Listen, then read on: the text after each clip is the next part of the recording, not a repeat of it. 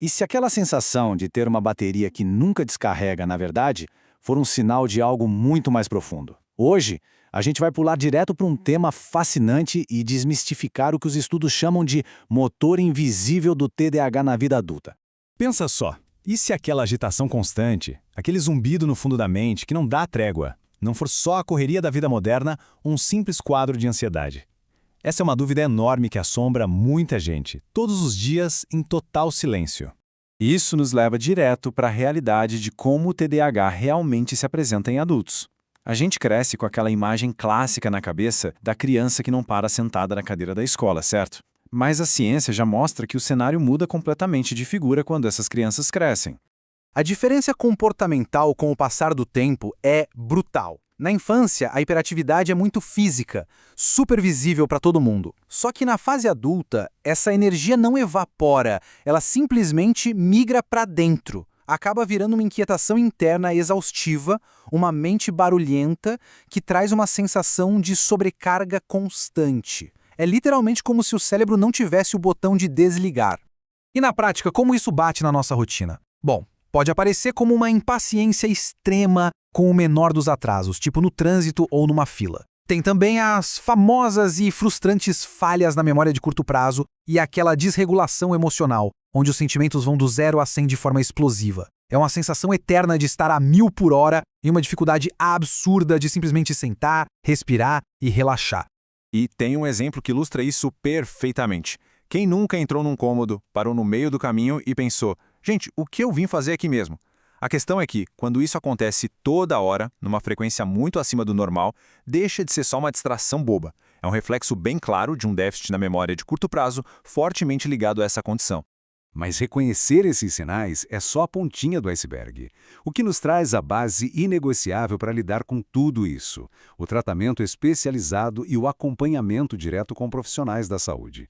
Aqui a gente precisa quebrar um mito gigantesco. O TDAH é um transtorno estrutural e neurobiológico, ou seja, envolve diferenças reais e físicas na formação do cérebro e na química dos neurotransmissores. Então aquela frase clássica de que é só se esforçar mais ou falta de disciplina não faz o menor sentido científico. E pior, só serve para alimentar um estigma super injusto. A rota de tratamento que realmente funciona se apoia em 3 pilares. Primeiro, um diagnóstico médico detalhado com um psiquiatra ou neurologista. Depois, a terapia cognitivo-comportamental entra como uma ferramenta de ouro para criar estratégias reais de organização e gestão de tempo. E por último, a medicação prescrita, que entra justamente para dar o suporte químico para que o cérebro consiga aplicar essas estratégias. E tem um detalhe fascinante sobre o porquê de diagnósticos tardios serem tão comuns.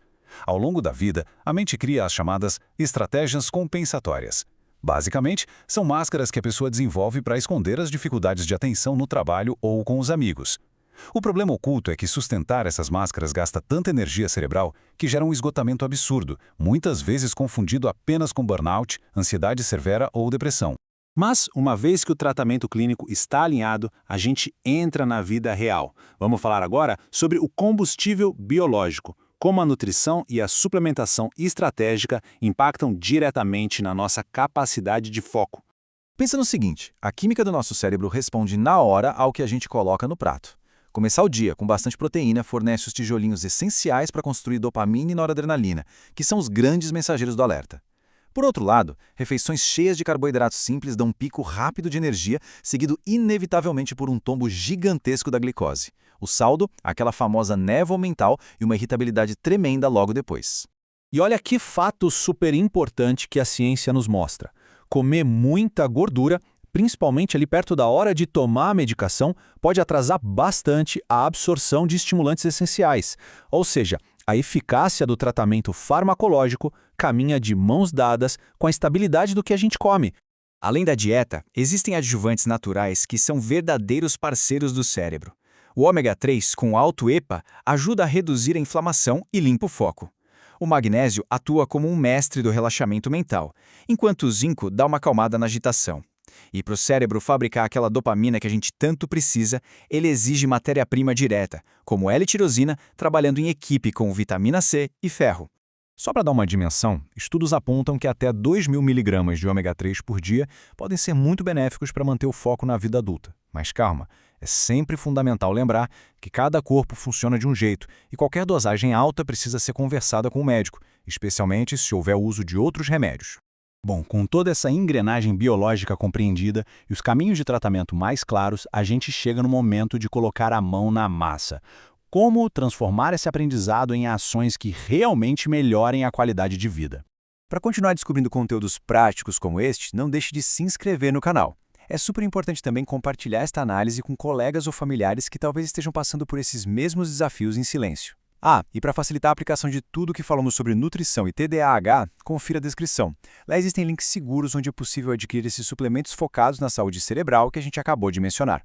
A mente que convive com o TDAH é como um motor de altíssima potência, precisando dos freios certos e de um combustível de primeira linha. E a reflexão que fica para encerrar o nosso aprofundamento de hoje é a seguinte: agora que a mecânica desse motor invisível foi finalmente desmistificada, quais escolhas diárias assumirão definitivamente o controle do nosso melhor desempenho mental possível?